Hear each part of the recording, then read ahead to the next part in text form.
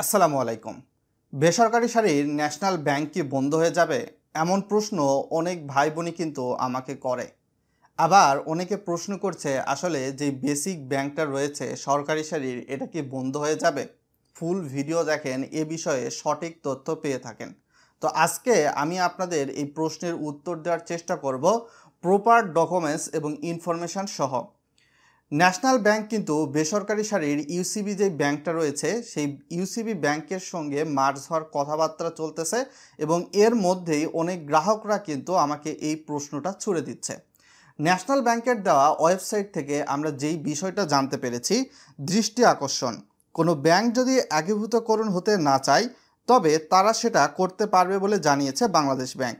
16 April মঙ্গলবার বাংলাদেশ ব্যাংকের নির্বাহী পরিচালক এবং মুখপাত্র মোহাম্মদ মিসবাউল হক সাংবাদিকদের বলেন, চুক্তি মানেই একীভূতকরণ বা মার্জার নয়।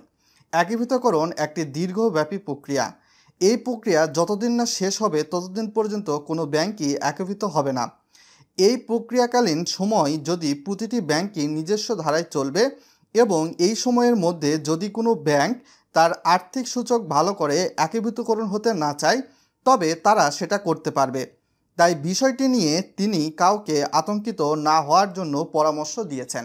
অর্থাৎ এখান থেকে বোঝা যাচ্ছে যে ন্যাশনাল ব্যাংক কিন্তু বন্ধ হবে না, একীভূতকরণ হতে পারে বা মার্জার হতে পারে। আবার সূচকটা যদি মাঝখানে গিয়ে ভালো হয়ে যায় ন্যাশনাল ব্যাংকের, সেক্ষেত্রে মার্জ নাও হতে পারে ইউসিবি ব্যাংকের সঙ্গে। আর একটা সরকারি শাড়ির বেসিক ব্যাংক, এই ব্যাংকটিও নিয়ে সাধারণ মানুষের মনের মধ্যে একটু আতঙ্ক ছড়িয়েছে। বেসিক ব্যাংকের দেওয়া অফিসিয়ালি তথ্য থেকে আমরা জানতে পেরেছি যে বেসিক ব্যাংক কিন্তু বেসরকারি শাড়ির সিটি ব্যাংকের সঙ্গে মার্জ হওয়ার কথাবার্তা চলতেছে, তবে এটি বন্ধ হবে কিনা। তো আমরা যদি বেসিক ব্যাংকের অফিসিয়াল তথ্য দেখি তাহলে দেখতে পাবো বেসিক ব্যাংক লিমিটেড শতভাগ রাষ্ট্রীয় মালিকানাধীন একটি বাণিজ্যিক ব্যাংক। ব্যাংকের 33 বছরের ইতিহাসে কোনো তারল্য সংকট দেখা যায়নি। বেসিক ব্যাংকের তারল্য ভিত্তি শক্তিশালী এবং সুদৃঢ় অবস্থায় রয়েছে। গ্রাহকের আমানত সম্পূর্ণ নিরাপদ। সর্বোচ্চ গ্রাহক সেবায় আমাদের প্রধান অগ্রাধিকার। বিভিন্ন সামাজিক মাধ্যমে আমাদের ব্যাংকের বিষয়ে ভুয়া তথ্য দিয়ে সম্মানিত গ্রাহকদের সর্বোপরি জাতিকে বিভ্রান্ত করে দেশের ক্ষতি করা হচ্ছে। এ বিষয়ে আমাদের সম্মানিত গ্রাহকদের গুজবে কান না দেওয়ার জন্য অনুরোধ রইল। এবং এই তথ্য কিন্তু সরাসরি বেসিক ব্যাংকের অফিসিয়াল পোর্টাল থেকে নেওয়া হয়েছে।